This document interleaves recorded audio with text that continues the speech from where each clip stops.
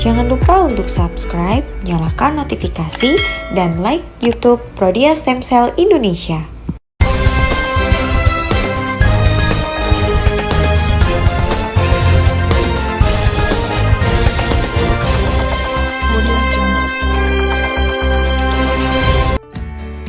Salam sehat, salam sejahtera bagi kita semua. Video sebelumnya, saya menyampaikan mengenai tujuan ISCT. Video kali ini, saya akan menyampaikan hasil mengikuti annual meeting ISCT yang diselenggarakan di Moscone Center, San Francisco, Amerika Serikat pada tanggal 4 sampai dengan tanggal 7 Mei 2022. Annual meeting ini dibuka dengan acara Roundtable Discussion atau RTD.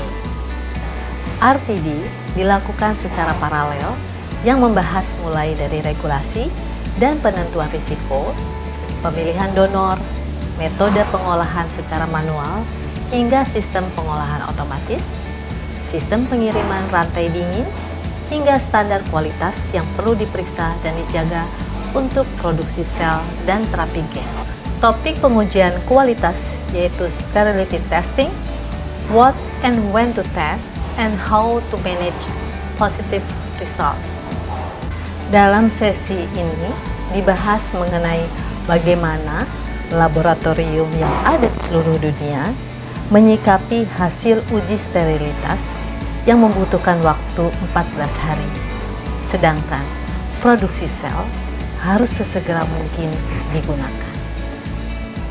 Dalam sesi ini juga dibahas bahwa kontaminasi lebih baik dicegah daripada melakukan tindakan perbaikan. Oleh karena itu, pelatihan serta pemilihan awal menjadi sangatlah penting. Dan apabila terjadi kontaminasi, maka informasi terkait kontaminasi harus segera disampaikan ke dokter penanggung jawab. Sesi lain membahas mengenai Expanded Access and Hospital Exemption, Understanding Investigational Treatment Pathway. Materi ini membahas mengenai regulasi agar percepatan terapi sel dan gen dapat segera dilakukan. Maka, diperlukan persetujuan oleh masing-masing pasien jika dibutuhkan. Sesi ini membawa kabar baik terkait CAR T-cell yang ramai pada tahun 2018 sebagai terobosan pengobatan baru. Akhirnya mendapatkan persetujuan dari FDA sebagai terapi pengobatan setelah dilakukan penelitian hampir 20 tahun. Selain kedua sesi ini, tentunya banyak sesi lainnya yang menarik untuk didiskusikan oleh para expert di bidangnya. Hari kedua, konferensi ISCT dimulai dengan Science and Innovation Concurrent, MSc Plasticity and Effect of In Vivo Environments on MSc Actions. Materi ini membahas mengenai MSc yang mengalami apoptosis pada saat disuntikan pada pasien sehingga menghasilkan efek parakrin. Efek parakrin tersebut dipengaruhi oleh hasil sekresi MSc yang sangat beragam sehingga penting dilakukan proses preconditioning terlebih dahulu. Dibahas juga mengenai exosome dengan topik State of the Art in EV, Research of Rigor and Function. Bahasan materi ini menjelaskan bahwa konsistensi atau keseragaman proses produksi sangat diperlukan mengingat hasil produksi tidaklah sama. Oleh karena itu, standarisasi proses pengolahan penting dilakukan untuk mengurai variabilitas. Salah satu caranya adalah menggunakan alat yang terstandar untuk produksi skala besar, seperti bioreaktor. Hal yang sangat penting tentunya proses produksi yang harus memperhatikan 4C, yaitu codify, COGS, clarity, comparability. Hari kedua ICT ditutup dengan materi Translation to Clinic Planner, Pushing the Envelope, Managing the Risk, yang membahas mengenai beberapa hal yang perlu diperhatikan dalam proses pengembangan produk, seperti kualitas, bahan baku, dan risiko yang mungkin terjadi dalam serangkaian proses pengembangan produk hingga komersialisasi.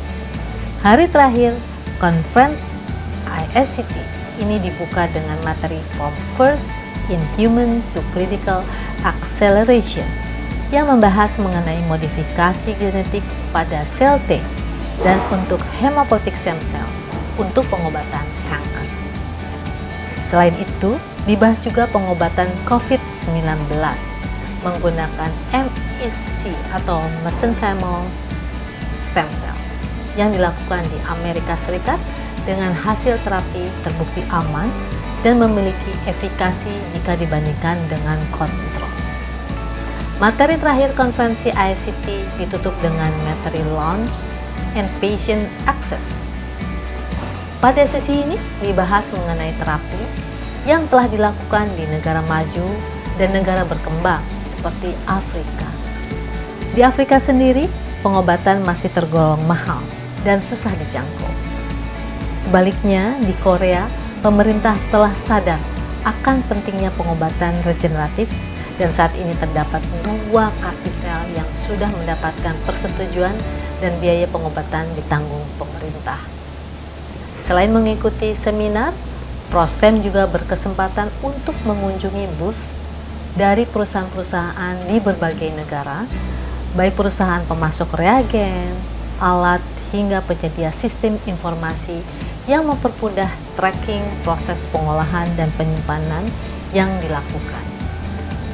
Dari kunjungan kepada booth yang ada, jika dibandingkan dengan annual live event yang diadakan pada tahun 2019 silam, terlihat bahwa teknologi terus berkembang sangat cepat, yang tentunya mendorong terlaksananya terapi sel puncak, sel dan turunannya di seluruh dunia.